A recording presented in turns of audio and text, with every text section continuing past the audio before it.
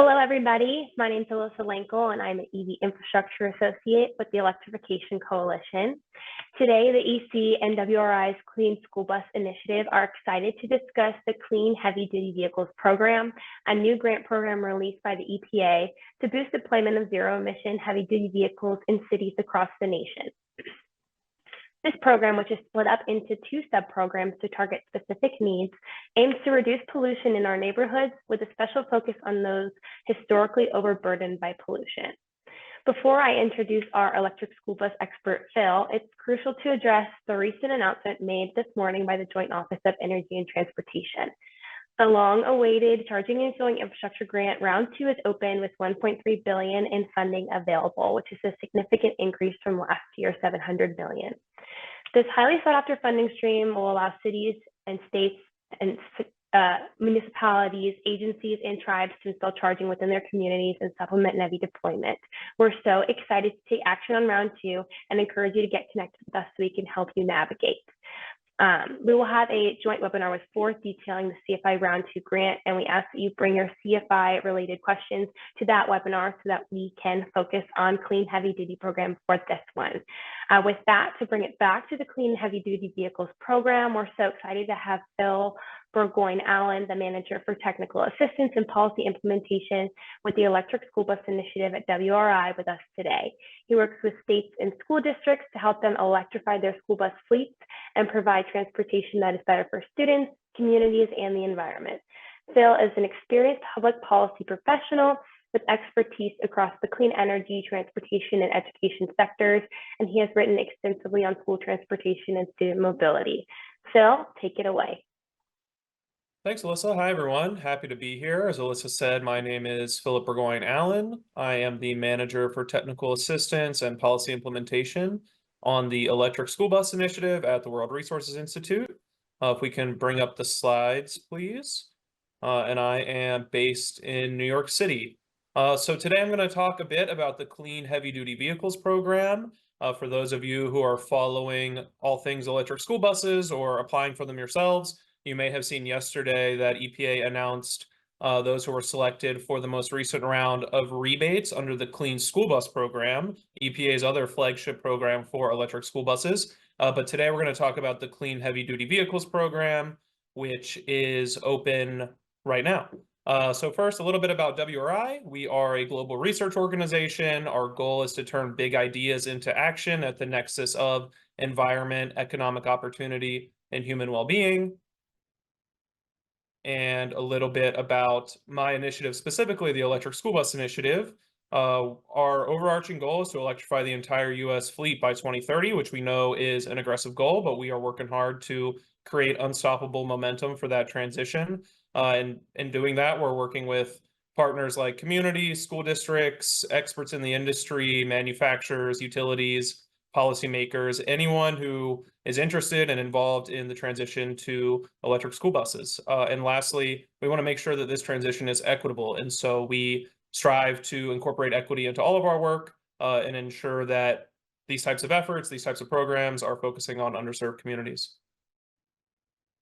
So first, I just want to give a little bit of overview information on the Clean Heavy Duty Vehicles Program. On the right side here, I've got a screenshot of the webpage from EPA, which has, all the documents, the notice of funding opportunity, any of the supporting information, question and answers, all the things you'll need to dig in and learn more about this program can be found on EPA's Clean Heavy Duty Vehicles Program webpage. But CHDV, Clean Heavy Duty Vehicles Program, opened in April, and applications are due July 25th. The program will award nearly $1 billion to replace Class 6 and 7 vehicles with zero emission options. At least $400 million of that $1 billion will support projects located in non-attainment areas. That means areas that are not in attainment with national air quality standards. On my slide, I've got the NAAQS acronym, which is National Ambient Air Quality Standards. So again, there's a priority that roughly 40% of the funding will go to projects serving those areas. 70% of the funds will be under the school bus sub-program. So there are two sub-programs for this CHDV program. 70% of funds will be awarded under the school bus sub-program, and 30% will be awarded under the Vocational Vehicle Sub-Program. Basically, the vocational vehicles is referring to vehicles that aren't school buses that are in that class 6 and 7 heavy duty vehicle category. States, U.S. territories, municipalities, school districts, tribes, and nonprofit school transportations, nonprofit school transportation associations are eligible to apply. But very important to note here, there are no for-profit applicants for this program. So manufacturers, vehicle dealers, vendors for charging equipment, some of these entities that have been able to apply for other types of programs are not eligible for CHDV specifically. The applicants that are eligible, there's a priority, certain metrics that will earn applicants priority status, and that's based on multiple factors, including indicators from equity screening tools. You may have heard of EJ Screen or the Climate and Economic Justice Screening Tool. These are tools from the federal government that they're using to determine some of the prioritization in this program, as well as certain air quality measures. And those, again, relate to some of the national ambient air quality standards I mentioned previously. And lastly, EPA expects to make 40 to 160 awards. So wide range there in terms of the anticipated number of awards. But at least 15 of those will be for tribes and territories. So keep that in mind. I will circle back on tribes and territories a little bit later in this presentation. So next I want to talk about the vehicles that are eligible. Again, just want to highlight this is a vehicle replacement program. So you cannot expand your fleet with this program. There's a lot of flexibility that EPA builds in terms of who owns the buses, where the buses have operated previously, but in general, for every vehicle being added from this program, another vehicle is being taken out of regular service. So just keep that in mind. There's a minimum of 10 school buses for the school bus sub-program. So if you're wanting to replace school buses, there's a 10 bus minimum. For the vocational vehicles, which I believe Alyssa and others will be discussing, that's only 3. But I'm going to focus on the school buses here, given that we focus fairly narrowly on electric school buses. But that vehicle minimum is waived for tribe and territory applicants, so they don't need to meet that minimum of 10 school buses for replacement. Again, this program is only for class 6 and 7 vehicles. That's based on their gross vehicle weight rating, GVWR. That will include mostly type C school buses. So if you're someone who's doing a lot of work with school buses, you'll know what type C means. But some of the type A, the smaller school buses, a lot of those will be too light. And the type D, the largest transit style school buses, those, some of those might be in range, some of those will be too heavy. So keep in mind, it's only for class 6 and 7 vehicles, which is based on weight, or GVWR. For the old buses, so the buses you're going to replace with new buses, those there is a priority for engine model year 2010 and older diesel buses. Those are the first priority. However, if you don't have any of those types of buses in your fleet, you have flexibility to replace other fuel types and other engine model years. So that could be an old propane bus, that could be a new diesel bus. Again, if you don't have any 2010 or older diesel buses, you have flexibility. Similarly, buses being replaced must have provided bus service to a school district 3 days a week in the previous school year. So again, they consider that to be regular service. But there is a new exception for backup fleets under the Clean Heavy Duty Vehicles program. So if you have an engine model year 2011 or newer bus that is eligible, that meets the 3 days a week service requirement, and you have a backup fleet. A lot of districts have backup fleets where, maybe you have a really old bus that you're not using 3 days a week. You're only using it for emergency situations or when you have buses down. Well, previously in other programs, you couldn't replace that bus because it wasn't operating 3 days a week. They've added an exception there. So if you have one of the newer buses, or not very new, but 2011 or newer, you can move that bus to your backup fleet and reduce service and get rid of an older bus from your backup fleet. So in previous programs, you've had to kind of replace the bus you list. Now they're giving you some flexibility to move that bus around to make sure that we're getting the oldest vehicles off the road.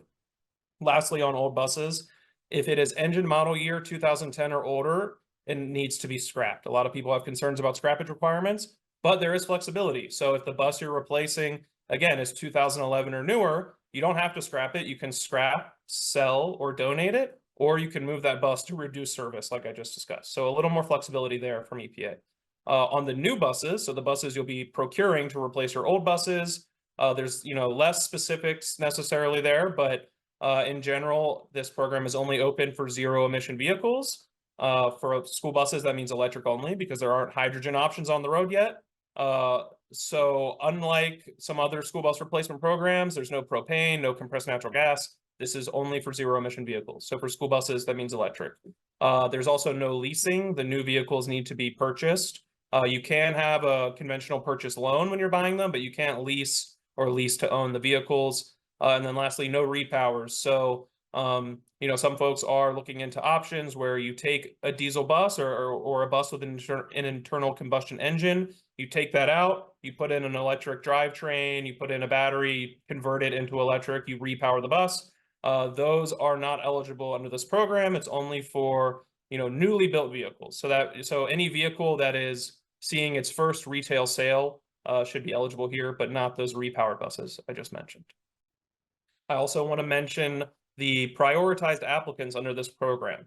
So first, on the right-hand side, you see a screenshot of part of EPA's document that gives you all the information you need for this section of the application. So just want to highlight that EPA has already provided this info. You're just going to be pulling info from this sheet, from this document that they've provided. So first, all prioritization in this program is at the county level, not the school district level. So that makes it a little different than some of the other programs that have been out there for replacing electric buses, or sorry, for adding electric buses. But this is only at the county level. And the prioritization is based on two sets of criteria. So the first set of criteria, any county containing disadvantaged communities, which EPA is defining as a disadvantaged census tract in CEJST, Climate and Economic Justice Screening Tool, or any census block group at or above the 90th percentile on EJ Screen's supplemental indexes, there are a number of them, or any areas within tribal lands on EJ Screen. So if you meet one of those categories, that county is going to be listed on the far left of the image on the right-hand side of the slide. You'll see that list of different counties. Those are the counties that meet that first set of criteria. The second set of criteria is focused on air quality. So that's any county with at least one non-attainment or maintenance area. Again, that's based on the National Ambient Air Quality Standards, your federal air quality standards, or at least one census tract with air toxics concerns. Now, it's a specific term from EPA.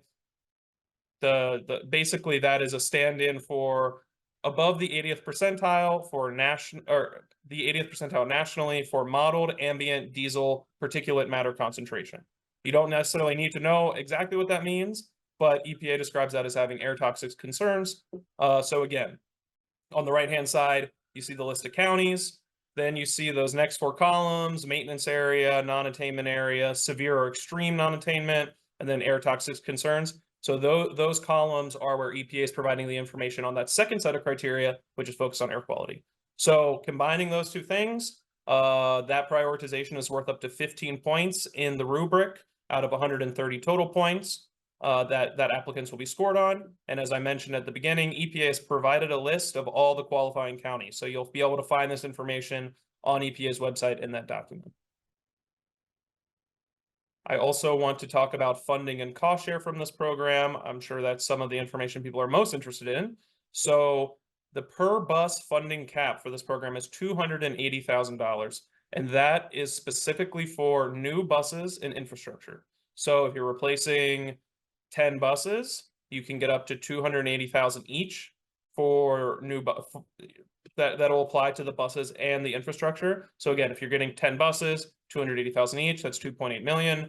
But I do want to flag that there is an additional $20,000 available per bus for wheelchair lifts, technically for ADA accessible buses. So if you have 10 buses without wheelchair lifts and you want to replace them with 10 buses with wheelchair lifts, you can go up to 300,000 for that max funding per vehicle to add on those wheelchair lifts. Now in this program, you can't go, if your wheelchair lift is only $19,000, then you're only going to be able to add on $19,000, right? It's up to the cost of adding the wheelchair lift, but EPA has added that to some of their programs to make sure that accessible bus, purchasing buses that are accessible for students with disabilities are, not that they have a similar level of support that other buses do. But really important thing here, even though you have that 280,000, possibly 300,000 if you have a wheelchair lift, that funding cap for buses, for the buses and infrastructure, you can go beyond that cap for project implementation costs. So what are project implementation costs? They're not the new buses and they're not the charging infrastructure. That is all rolled into that $280,000 figure. But project implementation costs can include other things like labor. So if you want to have a project manager, consulting, maybe you want to bring on a consultant to do an analysis of your depot or do an analysis of your routes. That can be covered as project implementation cost. Staff travel, indirect costs, those types of things can be covered beyond that $280,000 cap. So if you spend time, digging in on your project plan and really surfacing all the potential costs you're going to find, you can roll some of those into this application, even though there is that funding cap for the buses and infrastructure. On the cost share, the mandatory cost share for this program for a new electric school bus, it varies across different vehicles, but for a new bus is 25% of the new bus purchase price. So that can be covered by non-federal funds. So say you have a state grant or an incentive from your utility, any sort of funding that is not federal that you can use to help procure those buses can be applied towards that cost share. And again, that's 25% of the new purchase price, 25% of the purchase price of the new bus. But again, that mandatory cost share, like the vehicle minimum requirement, is waived for tribe and territory applicants. You can also earn some points in the rubric that EPA will use to score applications for funding commitments beyond the mandatory cost share. It's a small amount of points, only 5 out of 130, but you can get additional points that way. So again, the mandatory cost share is the requirement. If you want to contribute additional funds beyond that, you can do that through a voluntary cost share. You're basically saying you're willing to take on more than that 25% of the new vehicle purchase price.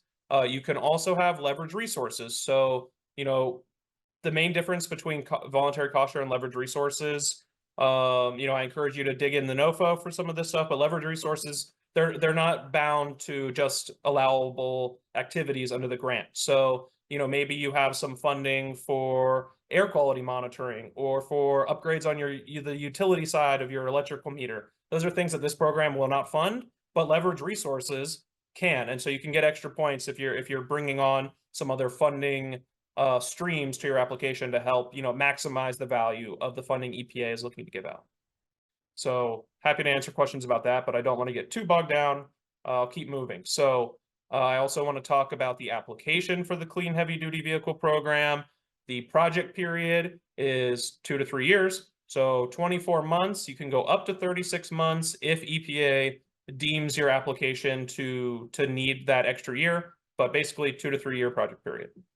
For the application itself, there's a 15-page maximum for your project narrative. That project narrative includes your work plan and your budget. So those two things need to fit within 15 pages. There are additional required attachments that do not count towards your 15-page max. So there are some standard federal forms. You have to provide some information in a spreadsheet about your old buses, your new buses, and your infrastructure.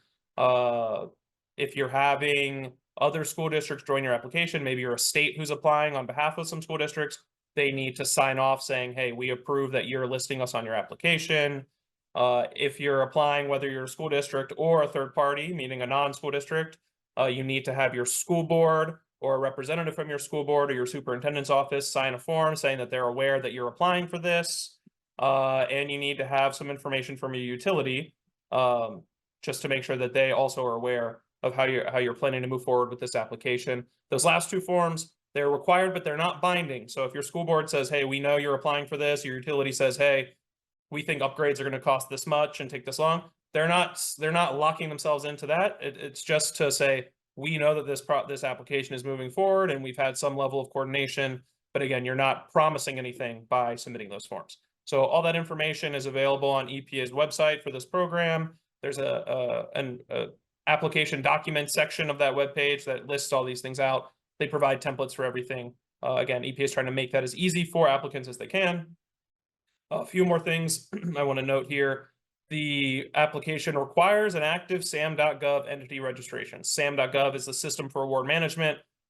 Basically, it's how the federal government manages making federal awards to different entities like school districts, states, etc. So you need to have an active SAM.gov registration, and you need to have a grants.gov account, because that is how you apply for these federal grants. So if you've applied for funding in the past, you likely already have these accounts ready to go. But again, if you're dipping your toe in the water here on some of these federal grant applications, step one, I would say, make sure your SAM.gov entity registration is up to date. Make sure you have a grants.gov account. Your district likely receives federal funding in some way, so talk to your finance office, your budget office. They will know about SAM.gov and grants.gov and can help you make sure that you have what you need. But do tackle that first, because if you need to go through EPA or you need to go through the federal government to try and resolve some issue there, it might take 30 days. It might take some time. It might take, they don't give you it's not going to be a one business day turnaround necessarily. So do that first. And then lastly, your application will be scored on a rubric, section by section. It's 130 points total. And I'll talk more about that in a little bit. So I mentioned tribes and territories throughout my previous slide, so just want to highlight some of that information again. We think these districts should definitely apply for this program.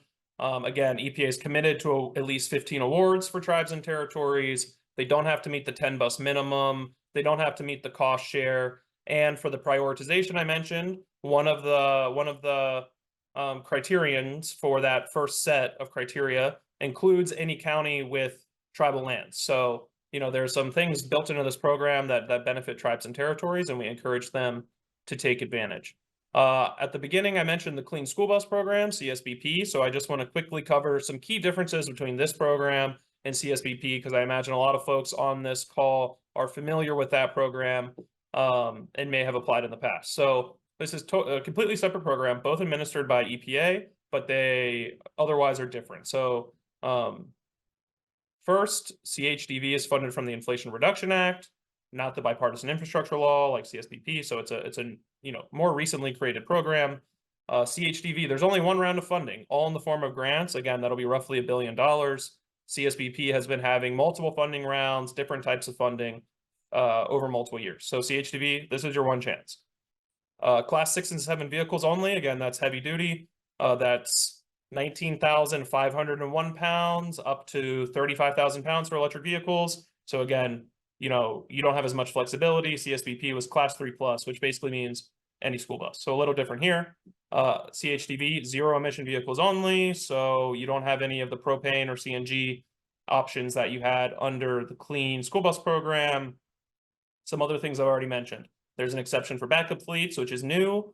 CHDV for-profit entities are not eligible to apply, which is a difference. The prioritization for CHDV is at the county level, not the school district level. And there is a cost share, 25% of the purchase price of new buses, whereas CSBP has no cost share. So some pros and cons across the different programs, but again, they are separate. So just keep that in mind. But if you've already applied for CSBP in the past, you've probably already done a lot of the work that you're going to need to apply to CHDV. So we encourage folks to definitely take a look at that program. And then I'll just quickly note a few things about the rubric. So I've mentioned that a couple times. Here you'll see CHDV is 130 total points. CSBP, the most recent round of grants that they did last year was only 120 points. So just want to note kind of some inclinations about what EPA might be thinking. So the boxes I've highlighted in green here is showing me that EPA is placing a greater emphasis on project planning and organization. So, your project summary, your results, your performance measures, your budget, EPA has bumped up the share of points that are awarded for those things. For project readiness and sustainability, which includes a lot of, coordinating with your utility, how to make the benefits of the program last beyond your grant. They've bumped that up a little bit. They've done the same thing for job quality and workforce development. They've bumped up the points a little bit there. And they've also provided some more guidance in the notice of funding opportunity. So keep that in mind if you've applied for an electric school bus grant previously. And then lastly, there are fewer points for environmental justice, disadvantaged communities, and air quality, those prioritization metrics I mentioned previously, as well as any additional funding you're bringing to the table beyond the mandatory cost share. So that could be voluntary cost share or leverage resources from some external source. So those two things, they bump down the total points you can get for those. So again, my takeaway here is really focus on how you build your project. Does it make sense? Do you actually have a timeline that is realistic? Are your outputs and outcomes clearly linked to the activities of your project? Those types of things EPA will benefit you for, so make sure you keep those in mind. Just a couple more quick slides here just to close out. So if you want to engage with us at the Electric School Bus Initiative, there are a bunch of options to do that. Here you can visit our tools page on our website. Our website's on my next slide, but it's electricschoolbusinitiative.org. So electricschoolbusinitiative.org/tools will be our tools page. You'll be able to see that on our website, but we have a lot of resources to help you learn more about electric school buses and plan for your applications to various programs, all sorts of different things on there. We also have weekly office hours where you can get one-on-one support from our staff. Just grab 30 minutes with our team. We'll tell you everything we know and help answer your questions, point you in the right direction. We have email updates. We try not to bother folks, but we do send out periodic updates about what we're doing. So you can see all of that on our website. I encourage folks to take a look. Again, it's right here, electricschoolbusinitiative.org. I also have our social media handles here. But lastly, this should be coming in the chat, I'm hoping, but want to let people know that I do have a brief 5-question survey. I'm hoping you can give me a couple minutes of your time to fill it out. Again, it really is just 5 questions, very short, but that'll hopefully give me some feedback on how I can improve future presentations. Just want to make sure you all are learning when I do these presentations, so trying to find ways to improve. So that should be coming in the chat, but would love if you all can just take a moment and fill that out. But I will end there, and Alyssa, I'll pass it back to you.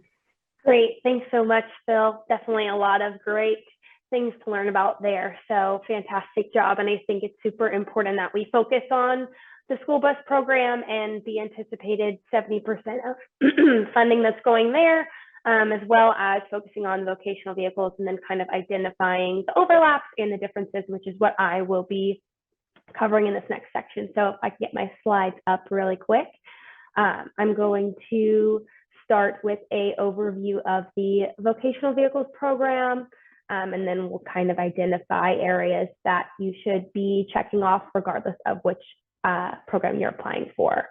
So a little bit about the Electrification Coalition. If you don't know, we are a nonpartisan nonprofit group focused on accelerating deployment of electric vehicles to protect national security and reduce our foreign dependence on oil. Specifically for this program, so Phil just kind of deep dives into the school bus sub-program, but the vocational vehicle sub-program is about 30% of the funding will be going to this program, and now that's dependent on the applications that they receive, and also it's dependent on the applications they receive as well as the funding amounts that certain projects are asking for. Specifically, the non-school bus vehicles that are covered under the vocational program include refuse haulers, utility or bucket trucks, delivery trucks, step vans, street sweepers, transit buses, and other vocational vehicles. This is not a fully inclusive list, but this is just some examples. As well, subrecipients and partners must include a letter of commitment. So if you're partnering with other organizations, one applicant does have to prime that, and then subrecipients and partners can be included, but they all have to demonstrate their commitment to the application. And as Phil mentioned, there is a minimum of 3 zero-emission vocational vehicles that must be requested, and tribes and territories are not subjected to this minimum. This figure kind of helps to demonstrate the major difference in these programs and why they're split up into these sub-programs. A big piece of that is going to come down to the cost share. So as Phil had mentioned, 75% is what the EPA cost share will be for school buses. It does decrease a little bit for the other vocational vehicles, but still really great opportunity, still really great cost share, and a lot of other costs can be covered in that program as well. So as you can see, kind of the breakdown, our main vocational vehicles have about 65% cost share, and then refuse haulers and street sweepers are about 50, and then transit buses at 33. And these having additional funding commitments for your mandatory cost share, like Phil mentioned, can get more points on that rubric, which we'll go into further as well. So definitely something to keep in mind as you're planning out your project. And now to kind of step away from vocational and go in depth into the program overall, and kind of apologies if I do double dip on some information that Phil mentioned, but there's a lot of really great stuff. We want to make sure you're capturing it all. The final date to submit any questions to the EPA is July 8th, and we're about 2 months out from the application submission deadline. So definitely, if you have any questions, make sure you're getting those to the EPA at that email address by July 8th. And just wanted to highlight, in addition to the vehicle replacements that we spoke about, some additional things the funding can be used for include purchasing and installing infrastructure for charging, workforce development, and then project implementation costs, which can mean a lot of things, which can mean management and oversight of the project, contracts, consulting, delivery, and then performance monitoring as well. So there's a lot of different things that this project is willing to cover to get you deploying those heavy duty vehicles. However, there are some things that the project will not cover, and these Phil did touch on a little bit. They're the same for both programs in terms of things you cannot use the funding for. So we have using it to funding match at other grants. Now this I will highlight does not include direct pay. You can use your direct pay tax credit in addition to this funding program, and that is totally fine. But in terms of using these funds to federally match another grant program is ineligible, as well as the infrastructure work in front of the meter. So the utility-owned power distribution center your costs cannot be used there. Non-renewable on-site power generation systems, as well as demonstration or commercialization, expenses incurred prior to the project period, emissions testing, and then leasing and repowers, like Phil mentioned. Now, the project narrative requirements are similar for both programs. And Phil, this is Phil's exact rubric, so I wanted to kind of go through and jump into the sections. He did cover pretty thoroughly environmental justice and air quality, as well as funding beyond mandatory cost share. So I'm just going to take some time to go through the pieces of information you should have in order before tackling all of these sections in your application. Like I said, we're about 2 months out from when the applications are due. So making sure you have all of your resources, all of your ducks in a row, and you've asked all the necessary questions from other people on your team before you sit down to actually fill out the application. So diving into the project narrative, the first phase of that will be your project summary. And in the project summary, the NOPO specifically states that they want your fleet description in there. So that's linked in this Clean Heavy Duty Vehicle Supplemental Application template. It's a pretty robust, detailed document where you fill in all the information about the vehicles that you are replacing. So they want all that information, all that data. And it's important to note that the engine model year requirements that Phil mentioned for school buses also apply for the vocational vehicles. The only difference is, instead of the being in service for 3 days a week, it's 7,000 miles per year for 2 years is required in order to allow for you to submit those vehicles for replacement.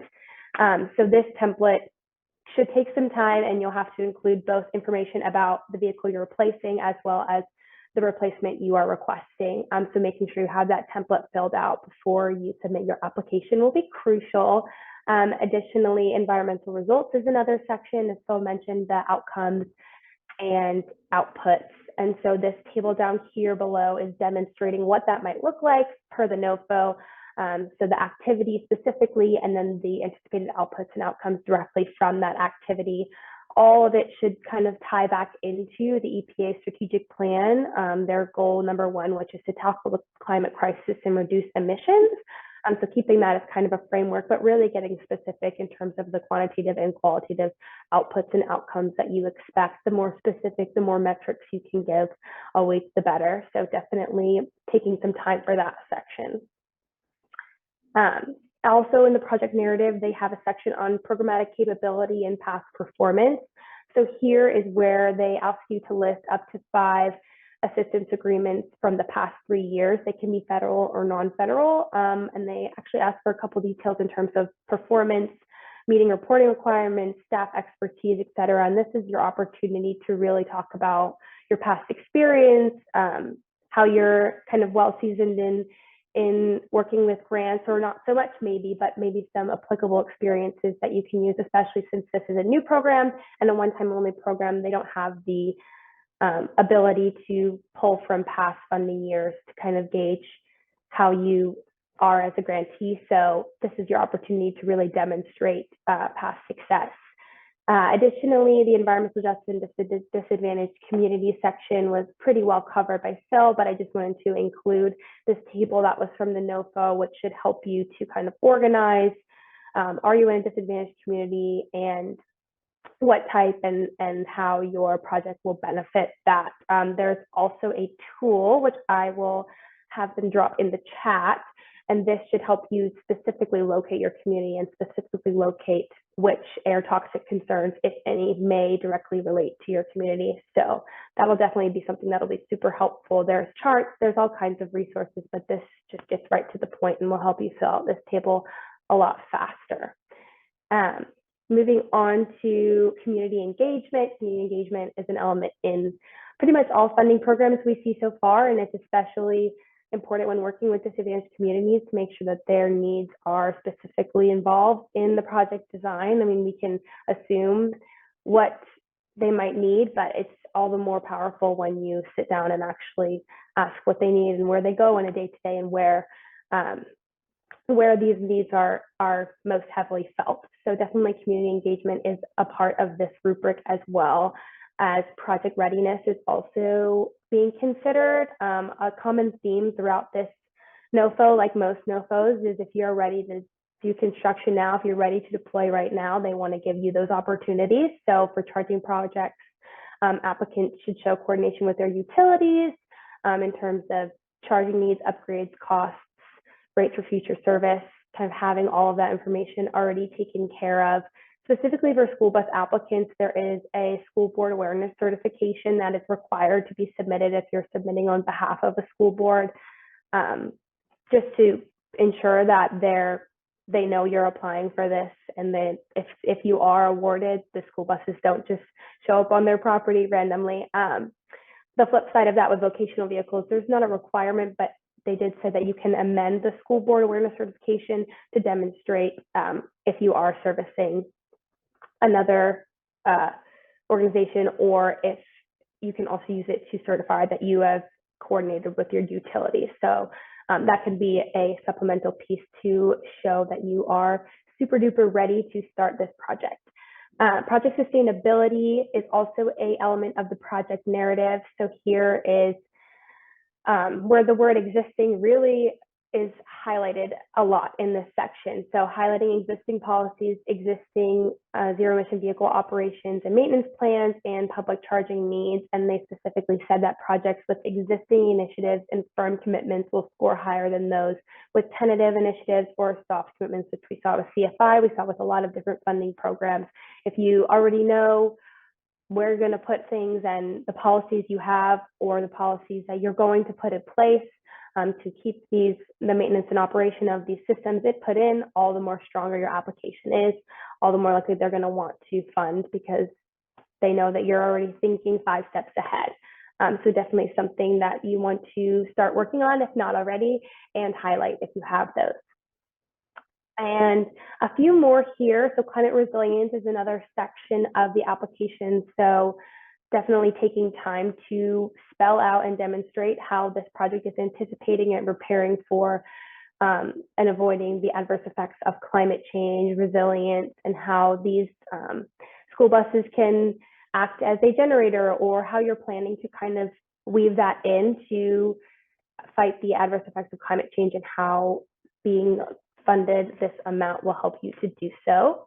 Additionally, job quality and workforce development is a big piece in the project narrative.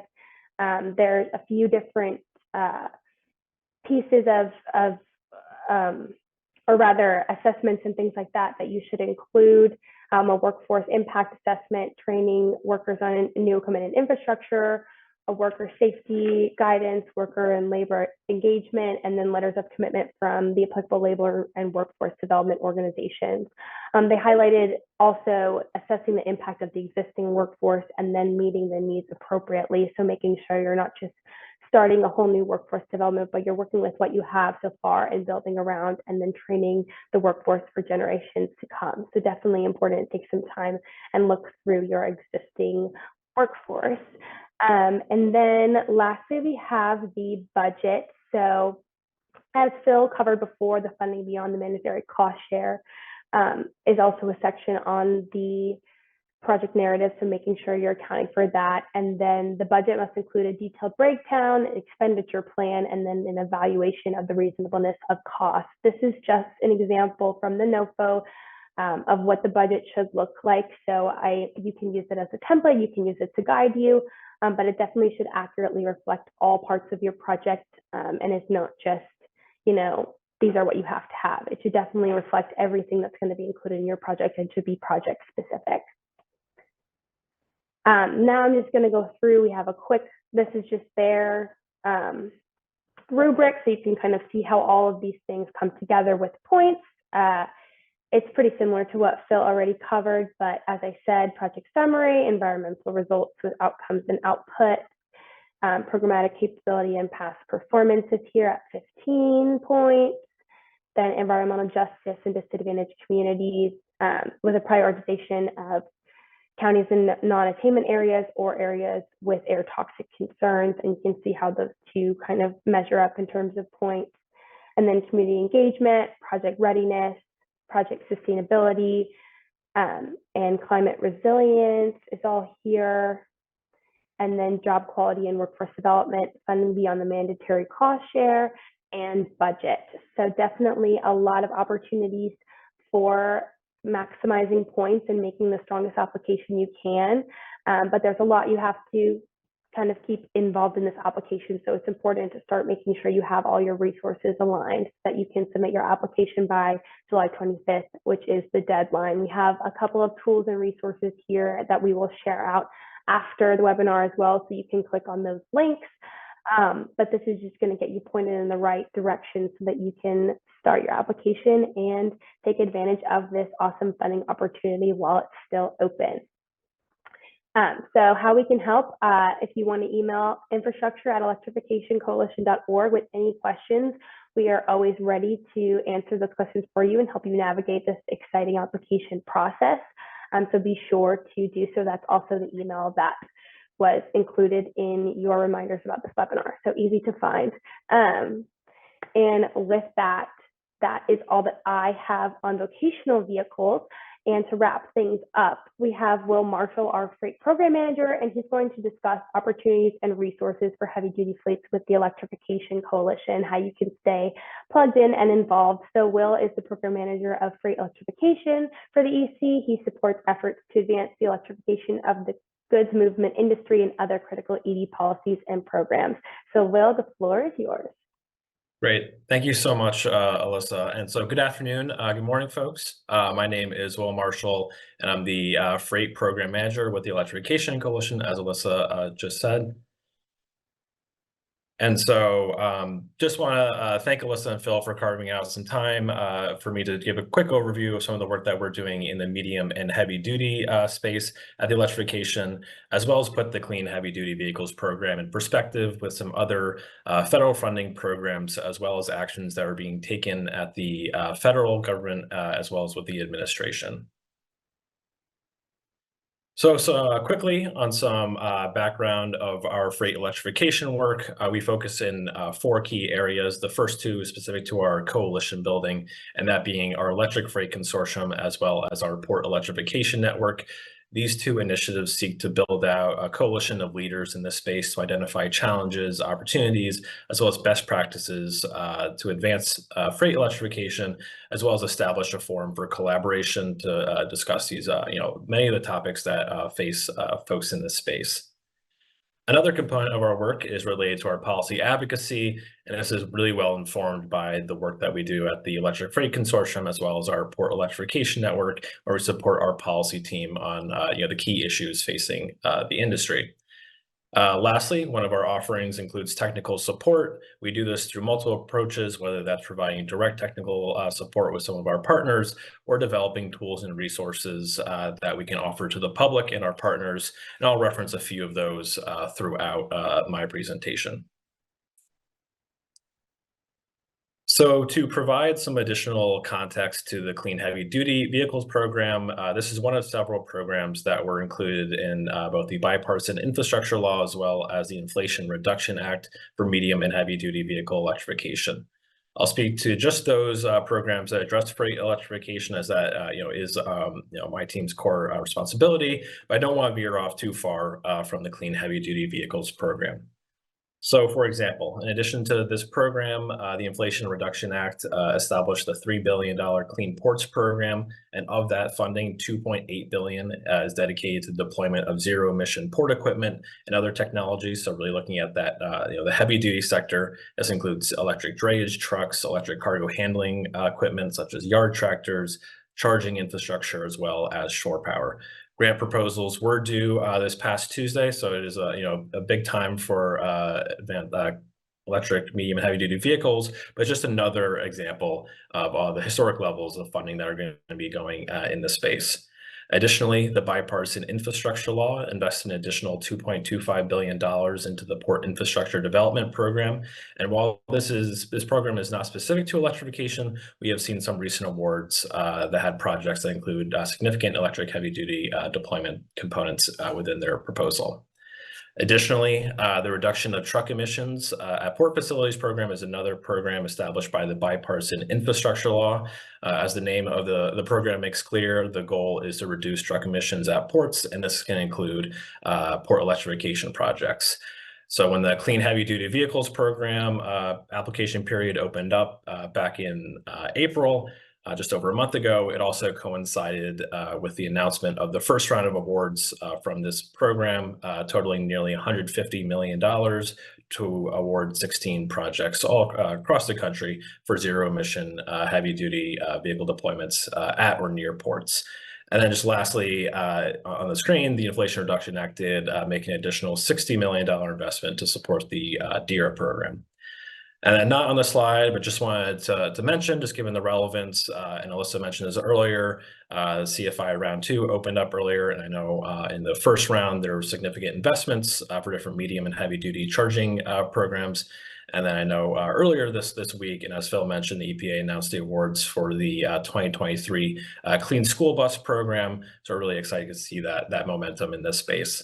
So really, the message I want to leave with you, with all of you, is that there's a lot of different funding opportunities, and think about how to leverage each one of those programs. Looking at stacking those to really maximize these federal dollars. And I didn't even mention the commercial clean vehicle tax credit, which can be up to $40,000 for electric, medium, and heavy duty vehicles. And on the right-hand side, that's a QR code. It'll take you to our EV funding finder. This is an interactive tool that will allow users to identify different federal funding programs, like I just mentioned, like the Clean Heavy Duty Vehicle programs and the other. So really encourage you to take a look if you haven't viewed that tool yet. So in addition to this federal funding, the administration is also taking coordinated steps across agencies to support medium and heavy duty electrification. So one that I just wanted to flag, the Joint Office of Energy and Transportation, they released their National Zero Emission Freight Corridor Strategy back in March. The goal of this is to prioritize and sequence the deployment of zero-emission, medium, and heavy-duty vehicle infrastructure in key freight hubs and corridors through a phased approach. And as you can see on the slide, the Joint Office identifies 4 phases to promote electric and zero-emission truck adoption by 2024 along the National Highway Freight Network. So tying this back to the Clean Heavy Duties Vehicle Program in the NOFO, it says, and I quote, applicants may also, if relevant, discuss the coordination or connection of their projects to other programs or larger initiatives focused on transitioning fleets to electric vehicles, such as the National Zero Emission Freight Corridor Strategy. They do this when discussing the different sections of an applicant's proposal, looking at that rubric that both Phil and Alyssa discussed earlier, specifically in that project readiness section. And so before turning it back over to Alyssa and Phil, I just wanted to flag a resource that our team, along with Atlas Public Policy, developed and launched earlier this year, and that is the Electric Freight Dashboard. The dashboard provides national and state level insights on the current deployments and market opportunities for freight electrification, really to help folks think through your strategy in deploying medium and heavy duty vehicles in this space. So that wraps up my presentation. Just want to thank you again for having me join today and just talking a little bit more about our program and some of the other federal funding programs that are out there for medium and heavy duty electrification, as well as some of those coordinated actions that are taking place at the administration. If you're interested in learning more about the work that me and my team does, or want to reach out, I've included my email address on the screen. With that, I'll turn it back over to you, Alyssa. Great, thanks so much, Will. We have some time for a few questions, and we've gotten a couple Q&A questions in the chat. Also, all the speakers today have made our emails available, so if you have any one-on-one questions, feel free to reach out that way. But to start off, the first question we got during Phil's presentation was, will private school bus firms be eligible for funding? So Phil, if you want to give that one a try. Sure. So private school bus firms, I'm going to assume that means school bus contractors, so people you're paying to operate your school buses, they cannot apply directly. But if you contract out for service, you can still apply, and you'll have to coordinate with your contractor for them to list their buses that they want to replace. But they can't apply directly. So they can receive funding from the program through the school district if the school district contracts out for service, but they can't do the application for you and submit it. Got it. Thank you for clarifying that. The next question we got in was, is a public university an eligible applicant? And unfortunately, due to the way that 2 CFR 200.1 defines nonprofits, institutions of higher education, regardless of public or private, are excluded, so they would not be an eligible application for this funding program. Another question that came in during Phil's presentation was, do the school bus rules apply to vocational vehicles? I know I touched on that a little bit, but if you want to clarify that, Phil. Yeah, sure. So the main difference is the usage requirement. Other than that, I believe the requirements are all the same. So for school buses, it has to be in service 3 days a week in the most recent school year, with some clarification there. And then on the vocational vehicle side, it's a vehicle, it's a miles minimum. So that the difference is the usage requirements, but otherwise the requirements are the same. Great, thank you for that. So the next question we got was, can you break down what EPA will pay for a school bus in terms of covering incremental cost versus the $220K funding cap versus the 75% cost share? Yeah, sure. Happy to touch on that. So the example, I find it's helpful to just think about an electric school bus. Hopefully you're, cutting a better deal than this, but for the sake of round numbers, let's say it costs $400,000, right? So in that case, you would be responsible for 25% cost share. So that would be $100,000.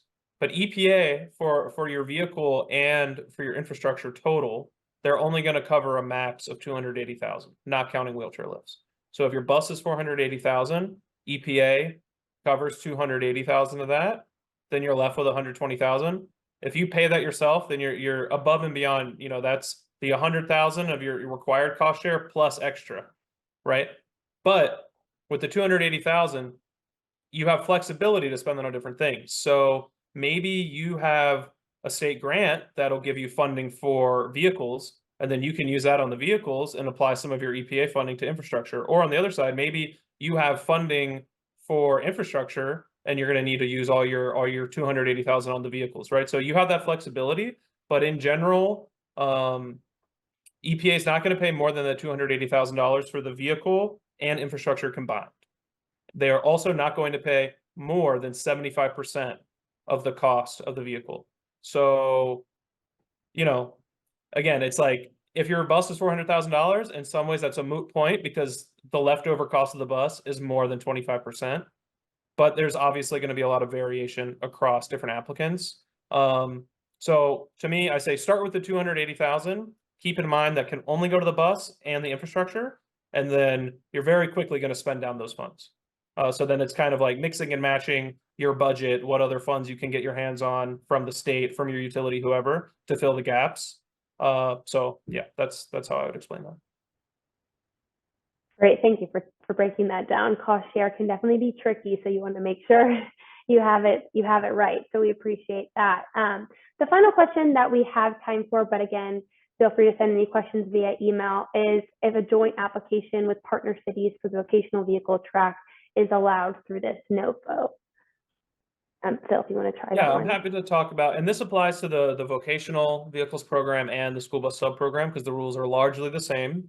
But so you can only have one applicant. So only one entity can apply and then receive the funding, and they're responsible for engaging with EPA, for the agreement process, reporting on the grant, making sure the funds are spent properly. But you can have partners in your application. I encourage people to check out, I think it's Appendix A of the Notice of Funding Opportunity on participant support costs. That'll help provide some helpful guidance on this. But in general, you can't apply like as a partner. There's only one applicant, but you can have partners in your application. And so I think it kind of like if you want to have partners who are just going to have funds pass through to them to then buy a vehicle or pay for infrastructure, there are ways to do that. But if you want to have like, two cities are applying together and we're both going to like fund our staff time with this program and we're both going to have an agreement with EPA, that is not allowed. So it's one applicant, one lead grantee that will receive the funds, but obviously you're going to need to work with your utility. You might want to work with nearby school districts, some of these other partners who might make sense. You can include them in your project, but just keep in mind that like it'll be in a more limited role. You can't just like have two equal grantees who are both receiving funds directly from EPA. And last note, whoever that lead grantee is, they're the one responsible. So, like you need, like if you have partners who are going to help provide cost share, if you have partners who are going to help do certain things, the one who applies and gets the funds, like you need to make sure that those things come to fruition. So you can have partners, but there's only one applicant. Right, great point. Yeah, and to bounce off of that, if you have partners that are contributing to that cost share, they are required to submit that letter of commitment to show that they'll be doing that since you are predominantly responsible as the lead. So great point, and definitely important to highlight as we are getting our applications ready now. Unfortunately, given the time, that is all that we have time for, but I want to leave these last few minutes for you guys to check out some of the great resources and events that are coming up, both for the Electrification Coalition and the Electric School Bus Initiative, which will run in the post-show. And we'll be sure to share out these resources with our follow-up email as well. So thank you all for your time today. Thank you, Phil and Will, and we will see you all next time. Thank you. Thanks, everybody.